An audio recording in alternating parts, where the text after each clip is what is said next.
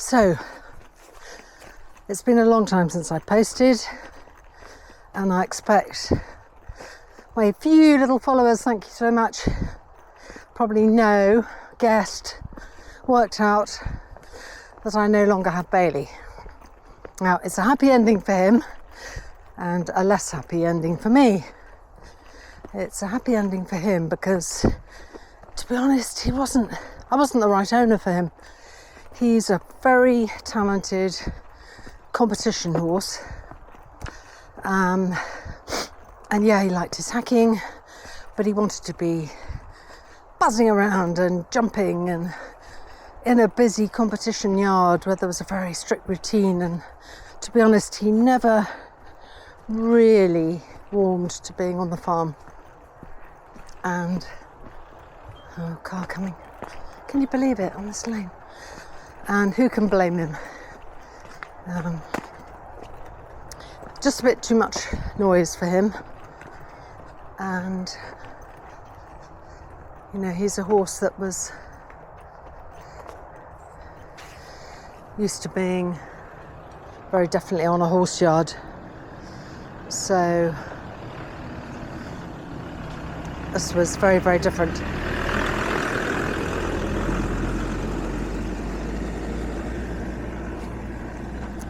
Anyway, up the lane they go.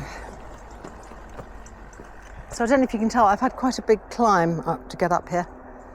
And a little bit more to do. Following that Range Rover.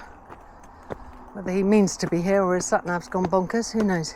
Anyway, so back in October, I was actually getting ready for a dressage competition.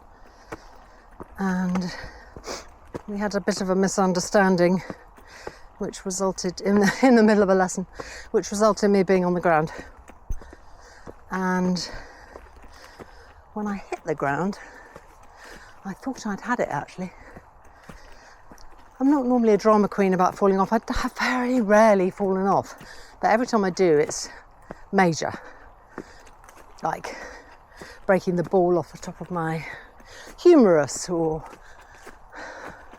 cracking vertebra in my neck, all that kind of jazz. Anyway, in total, that was my 10th fall, and I'm 67 next month. So, not bad going. Perhaps it would have been good if I'd fallen off more. Maybe I'd be more used to it. Anyway, misunderstanding, miscommunication, but the net effect was very much to remind me that I'm getting on, that I live on my own, that it's a bit like my eyes being larger than my stomach, in that, what does that wonderful Australian guy say? Looks like his ambitions have run away from his capabilities, or something like that, paraphrase. Big eyes for a quality horse, small nerves, and the added dimension of being older, more brittle. DEXA scan shows I'm right at the bottom of the scale, so I'm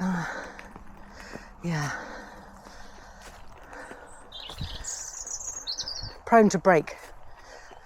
And I had to really, really think about what it would mean for me, selfishly, if I was incapacitated in any other way.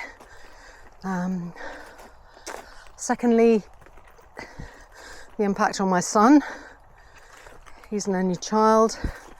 He would no doubt feel responsible for his old mum, especially if she's in a wheelchair or unable to fend for herself for a while. And he's got enough to do. He's got a life.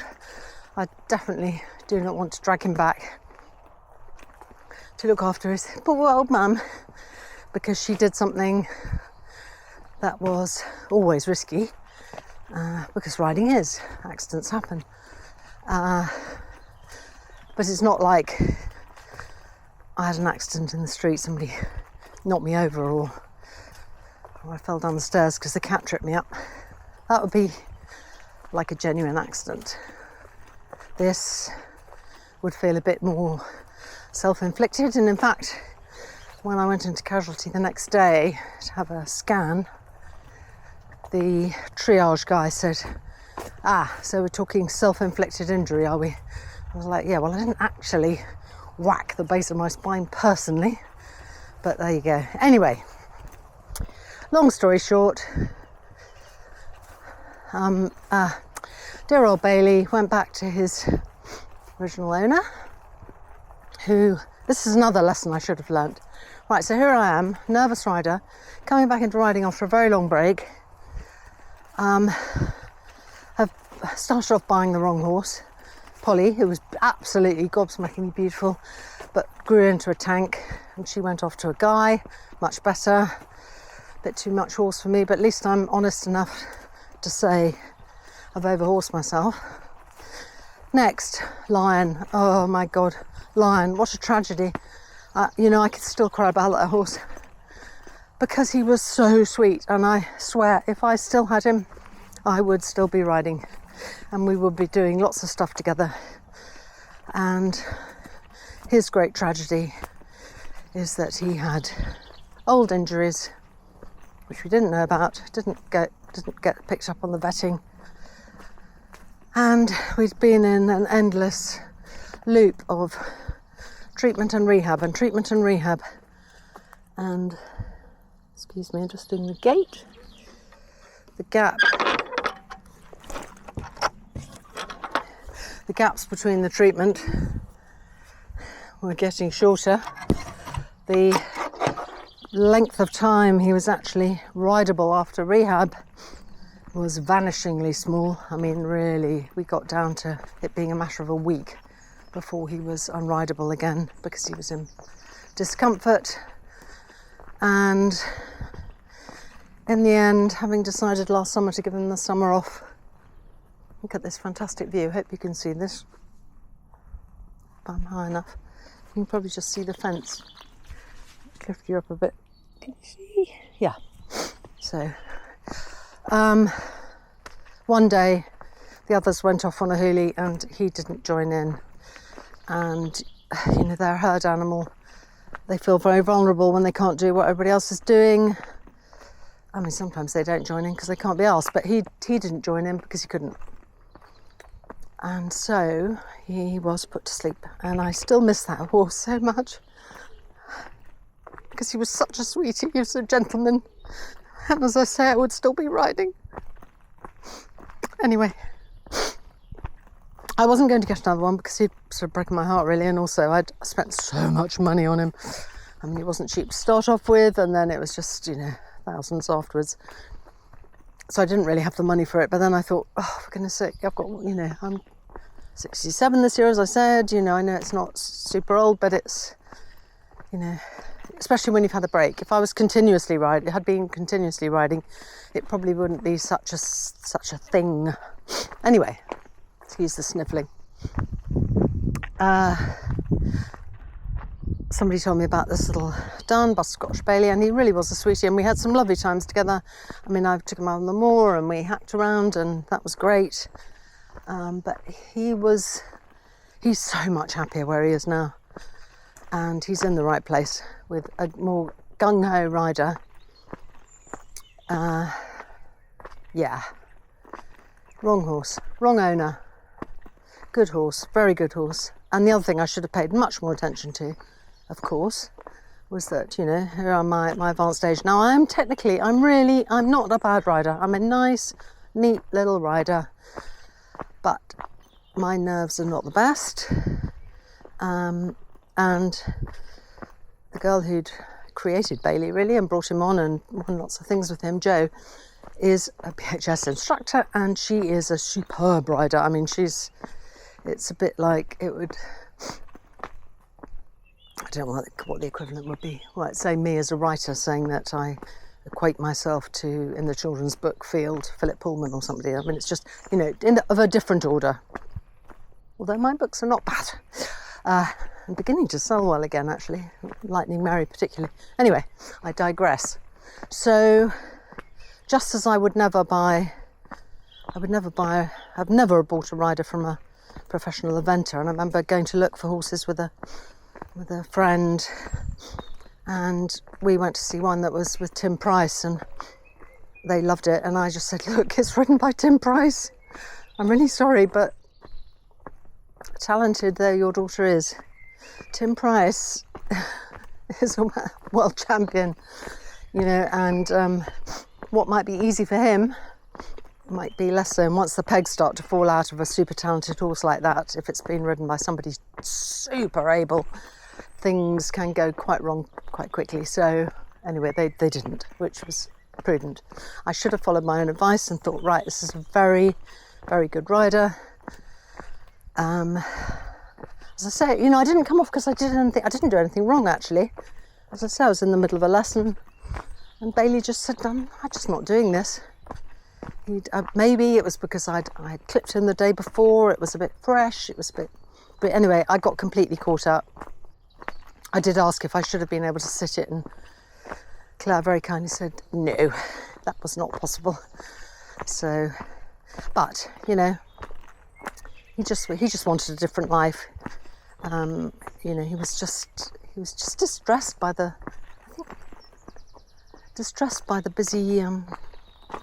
busy yard, all the coming and going, and sheep in and sheep out, and all the rest of it, and it just didn't suit him at all.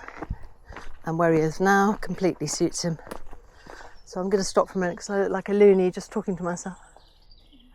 Because I'm recording a vlog. So thank you.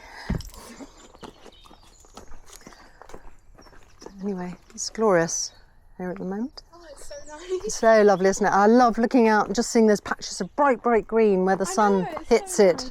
Yes. Makes a change. Not to have the wind howling around too. I know, it's so used to have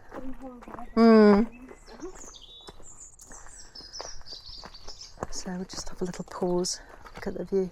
So yeah, so no Bailey. I don't think I'm going to get another horse.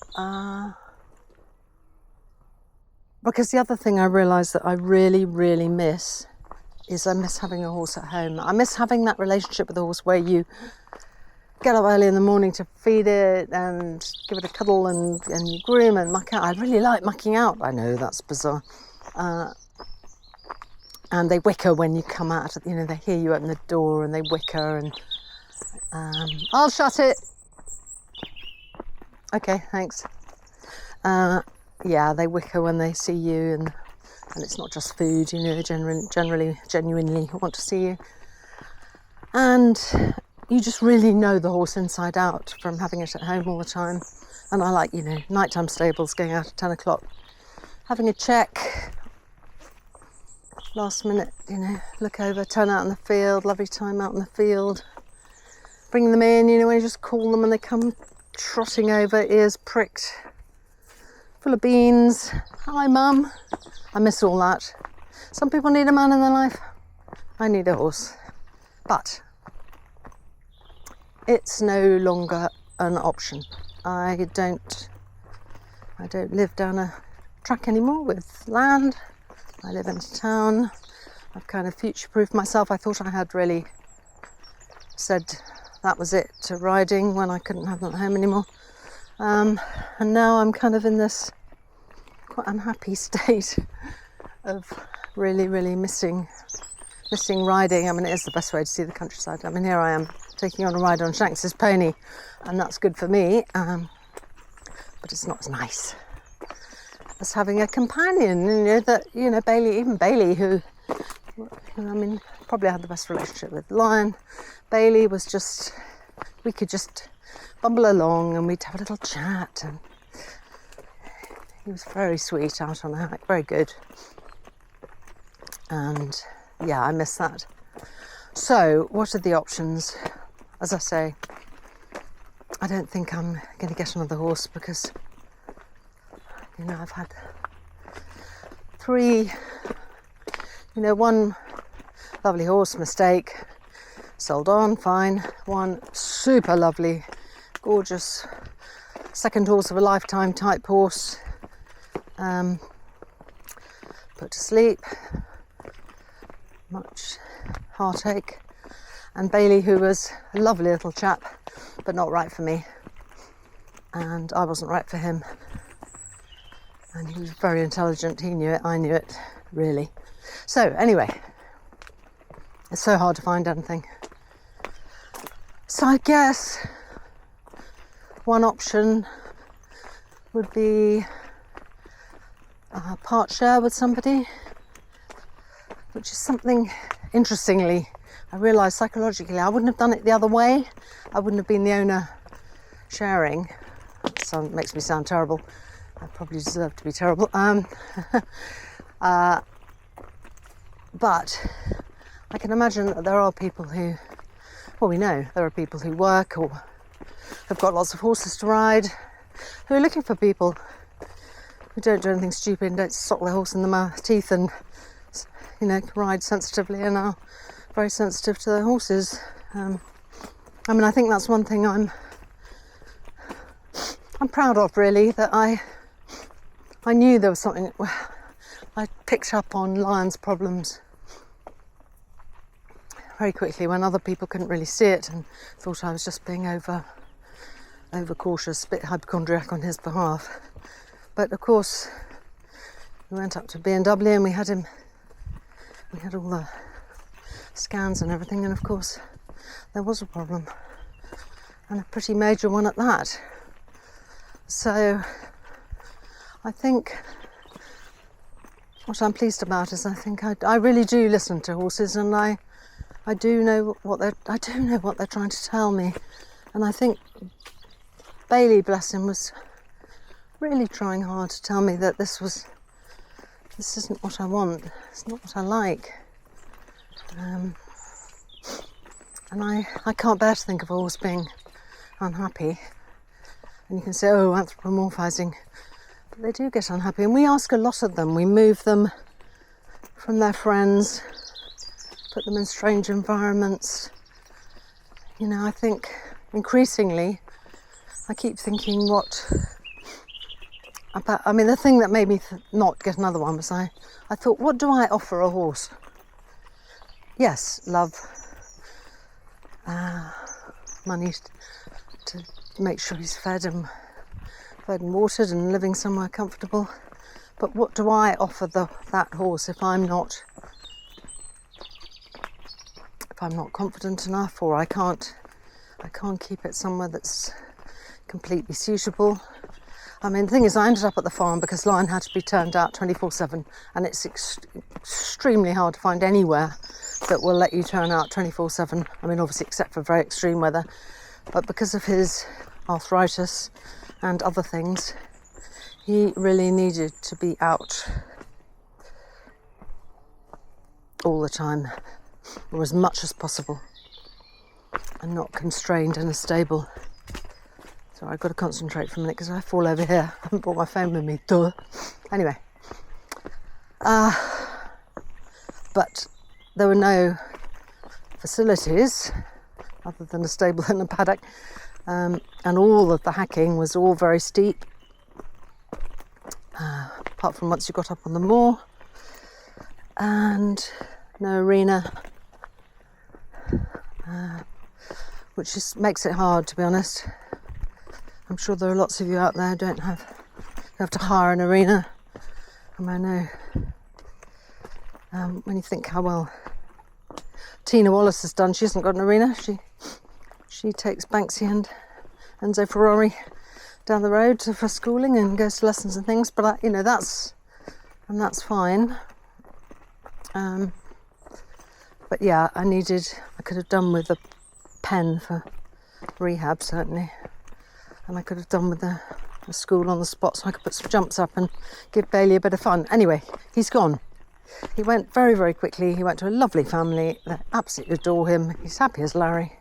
It's all worked out. So he's all right, which is the main thing. It's just me that's the moaning mini, bereft. So I don't know why does it get under your skin? So there's something about a horse, isn't there? So I guess I would like to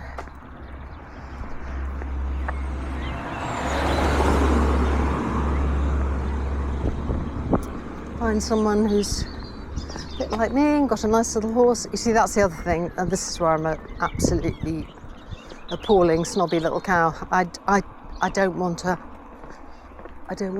gypsy cob. I don't want a hairy thing. I don't want a broad thing. I'm quite small. I'm quite slim. You know, well, I'm slim. Yeah, I don't really want to have to